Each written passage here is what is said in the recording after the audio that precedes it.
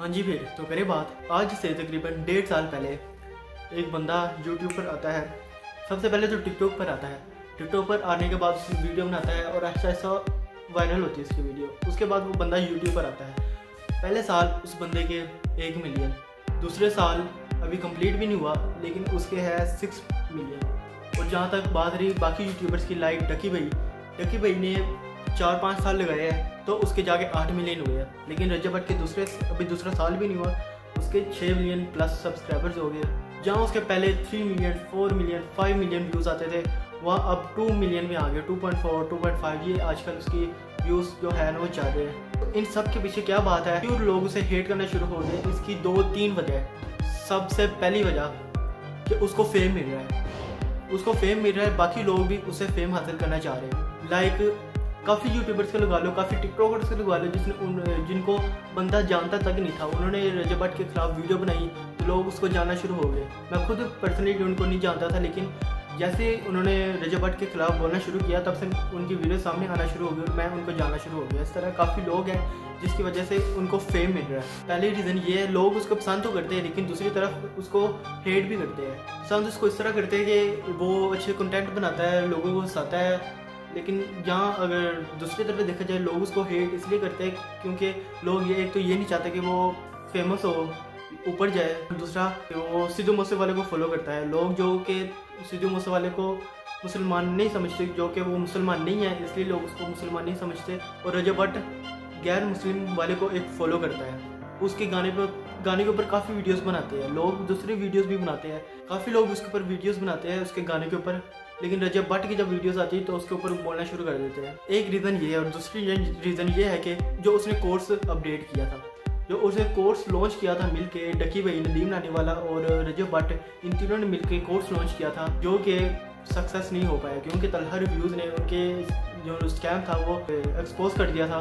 लेकिन तलहा भाई को भाई सल्यूट है, उसने कहाँ से रिकॉर्डिंग सेव की हुई है, पता नहीं कैसे की है लेकिन की है। बाकी उसकी बात सही थी कि वो बंदा जिसको शॉपिफाई का एस तक नहीं पता, जो खुद तलहा से पूछ रहा था कि मैं अपनी शर्ट्स कैसे बेचूँ, लाइक डकी भाई, वो बंदा कोर्स बेच रहा है। जिसको वो यूट्यूबर जिसको एलोग्राम नहीं पता कि एलोग्राम क्या होता है, एलोग्रिथम क्या होता है, वो बंदा यूट्यूब सिखाएगा। जिसके खुद यूट्यूब पर चैनल सब्सक्राइबर्स नहीं है। टिकटॉक में चलो लगा लो है, वो भी काफ़ी देर से है, लेकिन टिकटॉक में यूट्यूब में उसके मिलियन में सब्सक्राइबर नहीं है। नदीम नानी वाला वो आपको कोर्स सिखाएगा।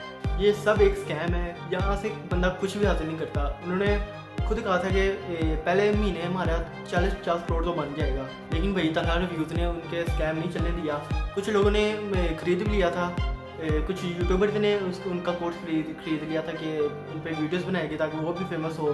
कुछ ने नहीं खरीदा, कुछ ने खरीद लिया। तो बाकी डकी भाई ने तो कह दिया था कि मैं उनको रिफंड कर दूंगा और ये कोर्स फ्री कर दूंगा। कोर्स फ्री हुआ कि नहीं ये तो नहीं मुझे पता, और लोगों को पैसे उनके वापस मिल गए ये भी नहीं मुझे पता, क्योंकि मैं इन चीज़ों में इतना इंटरेस्टेड नहीं हूँ। जहाँ तक बात रही है रजब भट्ट की, दूसरा उसने जो कोर्स अपडेट किया था, कोर्स लॉन्च किया था, वो डाउन हो गया। इसकी वजह से उसको हेट मिलना शुरू हो गई। जहाँ उसके 4-5 मिलियन व्यूज़ आते थे, वहाँ उसके 2 मिलियन व्यूज़ आने शुरू हो गए। 2.5, 2.5 इतने मिलियन व्यूज़ आते, 3 मिलियन आते नहीं उसके। और डकी भाई तो भाई नीचे ही चला गया, भाई उसके 2 मिलियन व्यूज़ पूरे नहीं होते।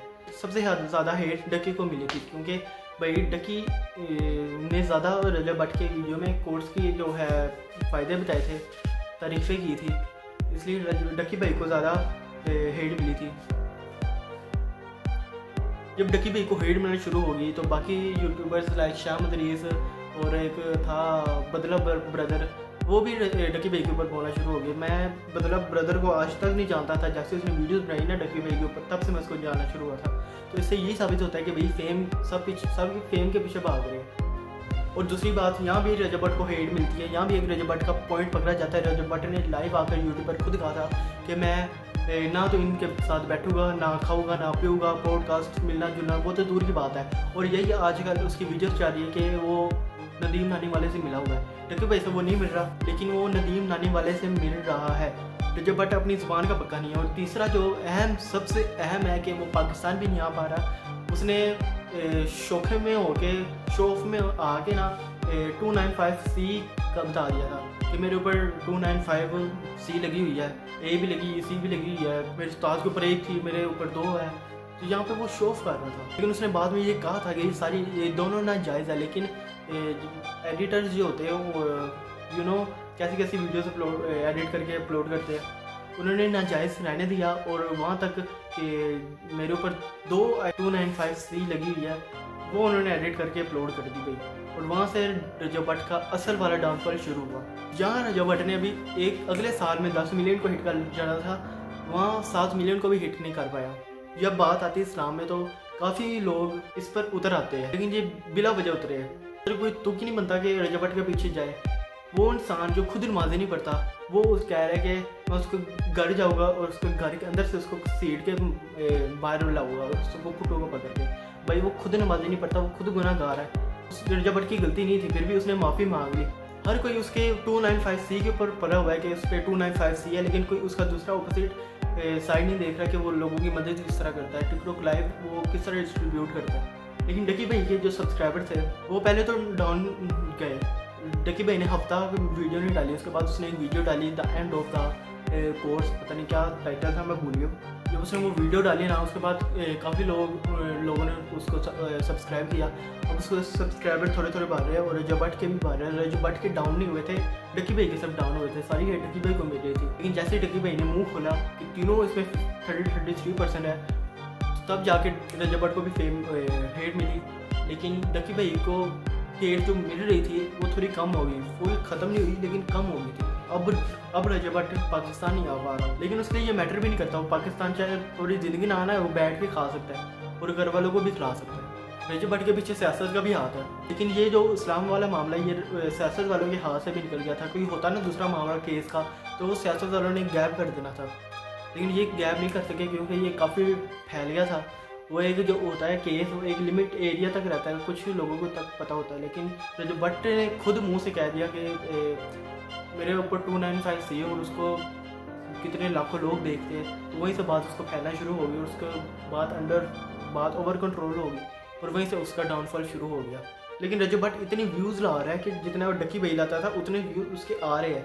डकी भाई की कम हो गए, जहाँ पहले डकी भाई कितने आते थे रजब भट्ट के उससे ज़्यादा आते थे। लेकिन आने वाले वक्त में रजब भट्ट के सब्सक्राइबर 10 मिलियन हिट कर जाएंगे और डकी भाई के भी 10 मिलियन हिट कर जाएंगे, क्योंकि भाई दोनों यूट्यूबर्स हैं, उनको जो 1-1 लाख व्यूज़ भी आ जाए ना, उनके पास पैसा आ रहा है, उसको डॉलर्स में आ रहे हैं पैसे। चाहे उनके पास 1-1 लाख वीडियो 1-1 लाख व्यूज़ आ रहे हैं उनकी एक वीडियो में, लेकिन उनको मिलियंस में व्यूज़ आ रहे हैं इस टाइम भी।